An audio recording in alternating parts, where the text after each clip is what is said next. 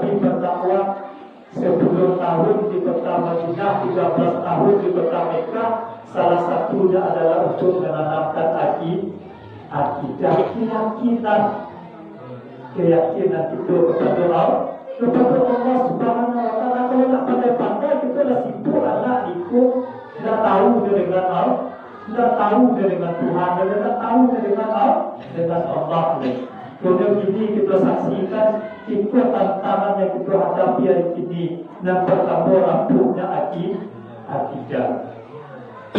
Kemudian yang kedua pada ibu sedang jemaah yang rahmatullah, tantangan yang kita hadapi pada hari ini adalah rapuhnya ibadah. Ini yang pertama akidah, yang kedua ibadah.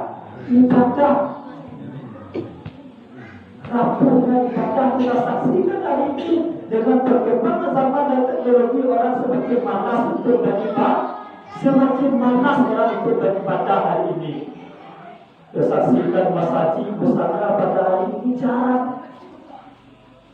sepi dari jemaah. Bahkan pada hari ini rumah Allah, masjid dan musala itu merindukan jemaah. Ini kata bagi ini masjid dan musala akan merindukan jemaah tak jemaah yang merindukan masjid atau musala. Jadi kita saksikan hari ini ketika waktu pengajian atau hari besar Islam ada sedang berjemaah, itu kita perhatikan.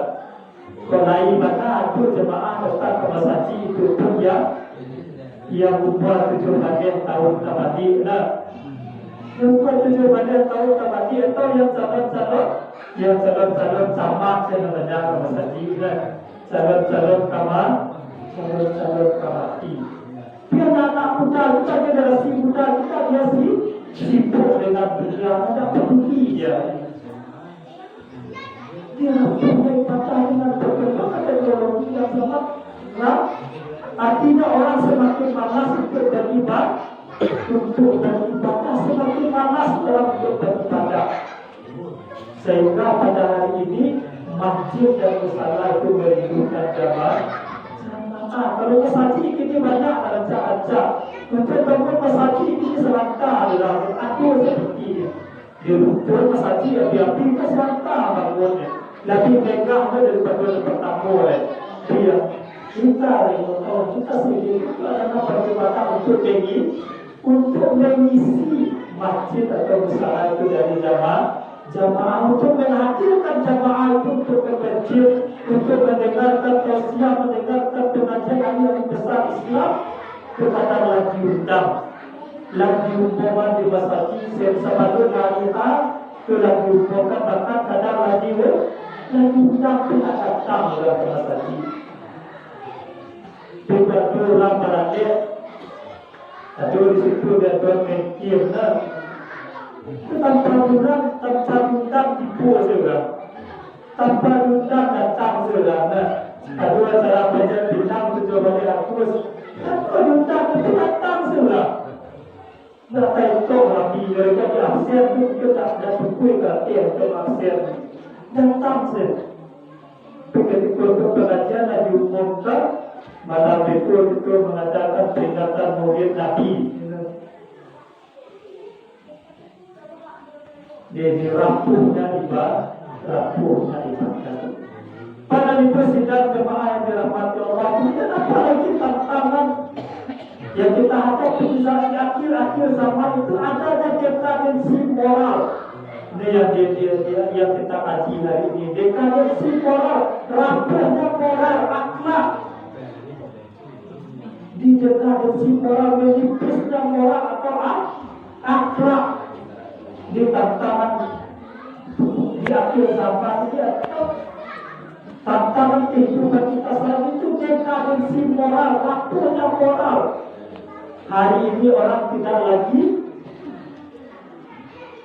memikirkan orang lain, dan tidak sibuk memikirkan diri sendiri.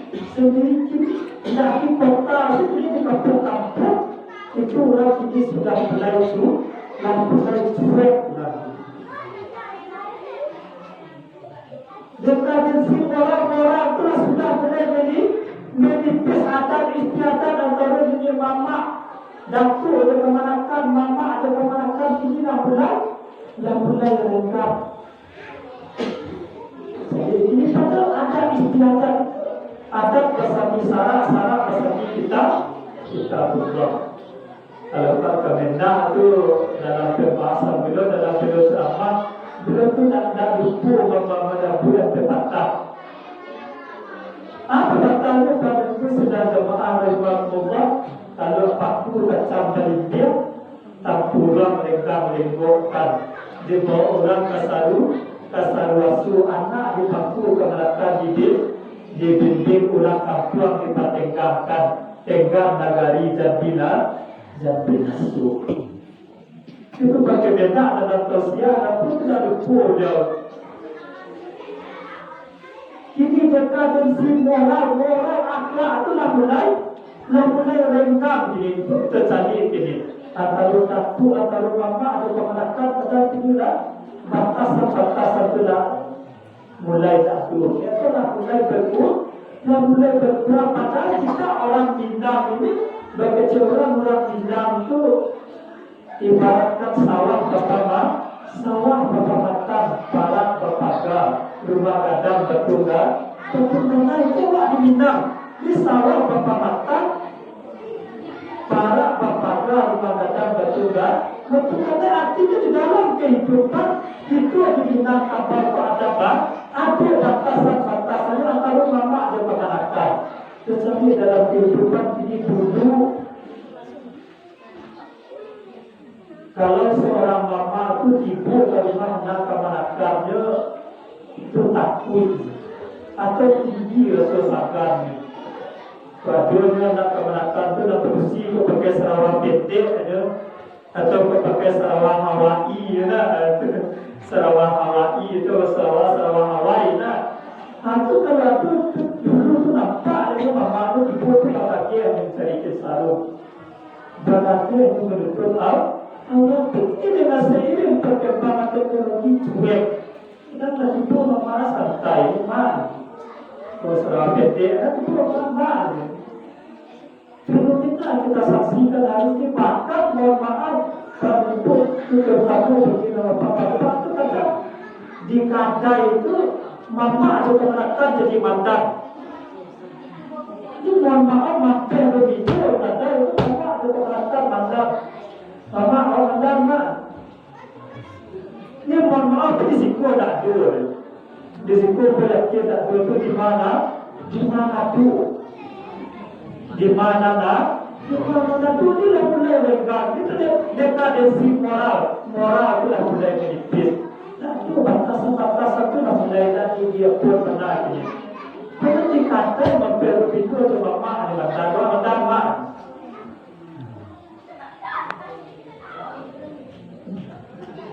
Ini yang perlu kita pelajari. Juga mohon maaf pada itu terkadang di sini peran aku datu dan ini mama ini perlu kita sampaikan. Di peran aku datu dan ini mama terkadang mohon maaf ketika di kantor KUA itu sering juga kita memberikan penasehatan karena di situ ditekankan dua hal. Yang pertama mampu membaca Al-Quran, kemudian yang kedua mampu membaca bacaan sholat. Itu yang pertama mampu baca Al-Quran dan bacaan sholat. Dua itu menjadi prioritas ketika penasehatan cakir di kantor KUA itu. Mohon maaf pada itu kalau kita bertegas-tegas dengan permenang peraturan Menteri Agama itu, mungkin Bapak dan Ibu pernah mendengar ketika ada pasangan cakir yang tidak mampu membaca Al-Quran, itu sebenarnya pernikahannya diundur atau ditunda dalam waktu yang tidak ditentukan karena memang tidak bisa ditentukan waktunya. Misalnya dites baca Al-Quran dan itu tidak mampu baca Al-Quran. Kalau diukur sebulan misalnya, rupanya dia gigih itu baca 2 minggu lah pandai dia ngaji. Itu tak berlaku waktu yang 1 bulan tadi. Artinya sampai dia mampu membaca Al-Quran. Kalau 1 tahun dia mampu membaca Al-Quran, tentu 1 tahun.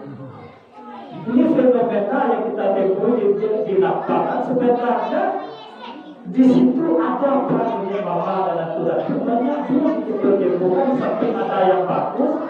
Banyak ada sakit ke anak pandai ngaji, bahkan ada anak sholat Yuji ngaji itu tak pandai ngaji sikul karena video terakhir ngaji itu dah tak ada lepas ni saking lama aku ini nak ngaji dah tak ada video terakhir ngaji.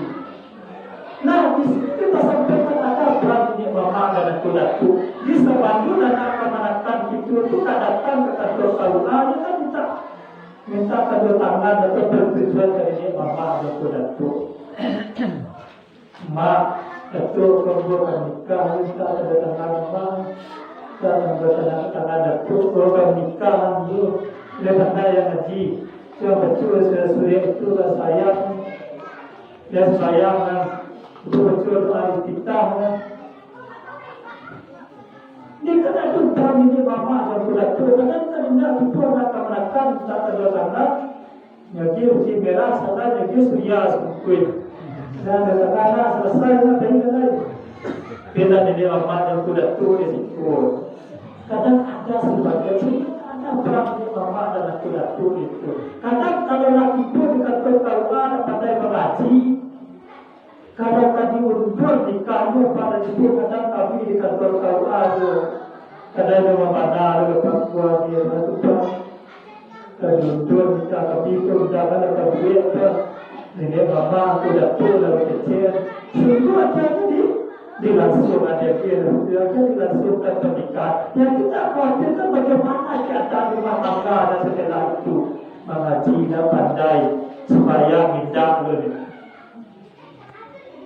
jika sebenarnya kita ikut berbesar sebenarnya kami pun ikut berbesar di kantor kaulah ini mama dan aku datuk ikut berbesar kan tidak karena pemerintah kita terletakkan dia pandai gaji, dia pandai sebentar. Kita tidur kantor kawan. Kalau tadi ukur tu fenomena, jangan ada duit. Dia mama yang sudah tua dari kecil, sudah kampung lah. Jadi saru. Dia dekadasi moral. Terjadinya pemberontakan moral ni yang diutus Rasulullah SAW ke atas permukaan bumi ini itu, yaitu untuk memperbaiki akhlak, perbaiki moral manusia. Kemudian apalagi orang itu sedang berdoa dirahmati Allah, tantangan yang kita hadapi hari ini yaitu dalam rapuhnya ukhuwah, rapuhnya persaudaraan, rapuhnya ukhuwah Islamiyah antara kita sesama umat Muslim khususnya. Manusia itu sudah disibukkan dengan kehidupannya masing-masing, dengan perkembangan zaman dan teknologi. Kita sampaikan tadi api itu katakan taruh guru jumpurin dan maksudnya guru jumpurin itu dah satu dalam dia lah menangku seperti itu guru dah satu dia lampunya ukuasi keberasaan persaudaraan itu semakin pudar. Kita saksikan hari ini pada Rasul mengatakan la yu'minu ahadukum hatta afihi yuhibbu li nafsi. Tidak dikatakan beriman seorang hamba sebelum dia mencintai saudaranya sebagaimana dia mencintai dirinya sendiri. Dia dikatakan beriman seorang hamba. Makanya umat Islam itu bagaikan satu batang tubuh yang apabila yang satu dah sakit maka yang lain ikut merasakan. Betul pada itu ketika kita sakit gigi kira-kira waktu lepas dan lalu ibu-ibu kalau sakit gigi lepas dan betul lalu ya tidak apa tak pada dah sakit kan gigi dia ini betul ada waktu maka waktu ada lepas dan kan gigi dah sakit dia di artinya umat Islam itu bagaikan satu batang tubuh. Apabila yang satunya sakit, yang lain ikut merasakan. Berangkat dari persoalan yang kita sebutkan tadi, pada ibu sedang jemaah warahmatullah, ada beberapa sikap atau sifat Rasul yang patut kita contoh, kita teladani dalam menjalani hidup dan kehidupan ini. Ambil satu dari firman Allah terdapat dalam Al-Quran dalam surat Ali Imran, surat urutan yang ketiga dalam Al-Quran ayat yang ke-159. Di situ ada beberapa sikap atau sifat Rasul yang patut kita contoh dalam menjalani hidup dan kehidupan ini. Yang pertama kata Allah Subhanahu wa taala, "Fa bima rahmatin minallahi linta lahum."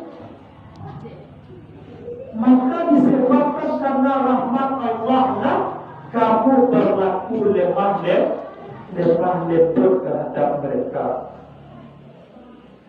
Itu sifat Nabi yang pertama kita contoh itu teladani. Yang pertama Nabi itu memiliki sikap linta lalu betul betul tiada lemah lembut. Nabi itu tak asal, Nabi itu tak pengarang, Nabi itu tak parabur, Nabi itu tak arogan. Tapi Nabi itu lemah lembut baik dalam keluarga maupun dalam masyarakat. Contoh Nabi itu lemah lembut dalam keluarga. Karena suatu ketika Nabi itu kembali dari melaksanakan sholat subuh berjamaah. Karena dalam sejarah Nabi itu sholatnya selalu berjamaah itu beberapa kali Nabi tidak berjamaah. Itu pun disebabkan karena berdosa sakit. Kalau sakit beliau tetap berjamaah. Di suatu ketika Nabi kembali melaksanakan sholat subuh berjamaah. Pulang Nabi ke rumah, tiba di rumah jadi Nabi di meja ada dua makanan yang akan dimakan. Yang nampak di Nabi di meja itu hanya air putih. Kemudian bertanya Nabi ke Aisyah, "Wahai Aisyah, apakah hari ini engkau tidak memasak?" "Tidak, wahai Rasul, sebab itu karena memang hari ini tidak ada yang akan dimasak." Mendengar jawaban dari Aisyah seperti itu, pada itu marah Nabi tidak. Tapi apa yang keluar dari mulut Nabi, apa itu yang dirahmati Allah, "Hari ini aku berpuasa." Nabi pada itu, "Hari ini aku berpuasa." Hari ini aku berpuasa. Jika andai itu pada itu seandai itu Muhammad dan aku di dunia ini mampu lebih terkait itu mungkin sadar itu. Kan baca ini kepada Muhammad, ada Muhammad Iqbal, ada Muhammad Arif, ada Muhammad Ilham, ada Muhammad Sakti, Muhammad ada banyak ini kepada Muhammad kan. Seandainya Muhammad atau dokter dunia ini mampu lebih terkait itu mungkin sadar ibu itu. Jadi kan tidak kalau disampaikan ke jemaah terkait itu kan Nabi Ustaz ini. Kami tidak Nabi ya, kan? Nabi contoh cerita wadah begitu dalam kehidupan. Nabi mampu berpuasa hari ini aku berpuasa. Ikut di Muhammad ini bersebuah terkait itu ibu mungkin piring bisa malayang, gadis bisa tak tanda hasil, kalau itu terletak goreng lain, kalau itu terletak kopi lain. Kalau banyak bagi beracun, mana ke? Bagi beracun sekitar ni kerja dalam selana. Bahkan ada mungkin lebih peran dulu kok daripada beracun ini kerana. Meskipun begitu, apabila ya bapak ko sekitar begitu, dia supaya dan dalam begitu bapak dan perokok begitu dia pendalung kalau cerita oleh kawan dan perokok, ketika merokok itu tikul untuk begitu. Dia pun berbela bapak ini supaya dan dalam dia supaya dan dalam begitu begitu di rumah. Dia ketika kawan itu tikul untuk mengenai bapak dan perokok. Keuntungan itu dari itu jemaah dirahmati Allah. Keuntungan pertama orang yang merokok itu dapat mendekatkan diri kepada Allah. Jadi orang yang merokok itu dengan merokok itu mampu mendekatkan diri kepada Allah. Maka mampu mendekatkan diri kepada Allah pada itu karena secara ilmu kesehatan orang yang merokok itu lebih capek hati. Mohon maaf pada sudah dalam kurang kesehatan dan menjadi kurang merokok dibandingkan dengan orang yang tidak merokok, orang yang merokok lebih cepat mati. Makanya lebih dekat dengan Allah. Tapi lebih capek untuk sokong Allah ke. Memang secara agama kematian seseorang itu disebabkan karena ajar, tapi rokok termasuk salah satu penyebab kematian itu. Itu orang merokok. Dia dah berlalu apa-apa dan merokok. Ada tiga keuntungan. Yang pertama bisa mendekatkan diri kepada Allah. Dia waktu ada mati, dia merokok sampai mati. Jadi yang pertama dapat mendekatkan diri kepada Allah.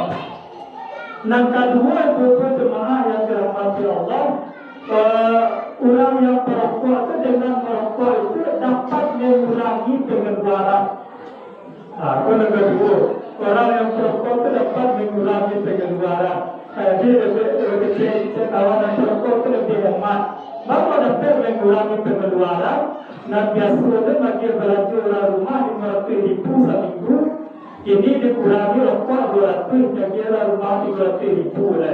Jadi bisa mengurangi pengeluaran itu tanpa melakukan dengan merokok. Dan pertama mendekatkan diri kepada Allah. Yang pertama mendekatkan diri kepada Allah. Yang kedua mampu mengurangi pengeluaran. Disuruh menjadi ke rumah 500. Ini dia merokok kurangan 200, jadi 300 kan kurang pengeluaran itu. Sedangkan yang ketiga pada itu jemaah yang dirahmati Allah, keuntungan dari merokok itu terhindar dari maling. Benar ada firman tam dari orang merokok itu terjaga dari maling. Kan jangan berlalu ke papa dan merokok terhindar dari maling itu pada itu. Maka itu tiba balik ke rumahnya. Lama kita ini dah siap-siap nak mengambil barang berharga dan duduk ke rumah. Apa-apa nak merokok kau batu. Sedangkan di masjid kecil di kurang ke rumah berharga. Kita ingat dari masjid tu. Kalau kerja dia barang ada jadi kan. Lepas dia apa-apa nak merokok tadi batu dia. Dia dah jadi orang tadi mati dia punya rumah bergadang dia bisa masuk. Lalu tu nak benda apa-apa nak. Jangan diberang ada apa-apa di rumah. Jadi aku tiga keuntungan apa-apa dalam merokok. Dan pertama lebih dekat kepada Allah. Yang kedua mampu mengurangi pengeluaran. Yang ketiga terhindar dari maling. Benar peraturan terhindar dari maling. Dia barang-barang aku ambil dalam itu dan tak ada cerita orang kerana ketika maling ke masuk apa tadi batu dia punya rumah ada ladong batu dia cerita orang maling ada ladong dia pun pertama rumah dia buat Nabi itu tak asal tapi memang dia buat baik dalam keluarga itu dalam masyarakat. Mana kita manusia dalam masyarakat? Karena suatu ketika saking marahnya, saking berangnya masyarakat Quraisy itu kepada Nabi Muhammad SAW. Jadi pimpinan dari kaum kafir Quraisy itu mengatakan saya parah. Sebarangnya pada itu jemaah yang dirahmati Allah, silakan mampu membunuh Nabi. Penggal kepada Nabi itu, bawa kepada Nabi itu kepada pimpinan kaum kafir tadi sebagai bukti, maka akan jadi hadiah 100 ekor unta. Hadiahnya pada itu 100 ekor unta. 100 ekor unta itu tak tangguh bukti. Di dalam sejarah ketika itu berambisi salah seorang dari kaum kafir itu yang bernama Warqah. Dimintai Nabi Warqah itu berambisi dia menangkap 100 ekor unta tadi. Baru nampak Nabi keluar dari rumah berkaca sekali. Dengan buat pedang itu kaca Nabi kan. Ketika Warqah itu akan menghunuskan pedangnya ke Nabi, Warqah ini terjatuh dari kendaraan.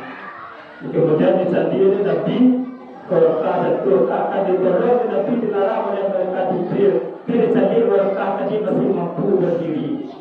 Kemudian lanjut berjalan Nabi Dia kaca ada di warga, ketika dia akan mengurus pedang untuk kebelah alinya jatuh di warga tadi. Kemudian dicari Nabi ke belakang masih mampu berdiri. Kemudian daya sana mati warga ke kaca Nabi ke tiga kali ya.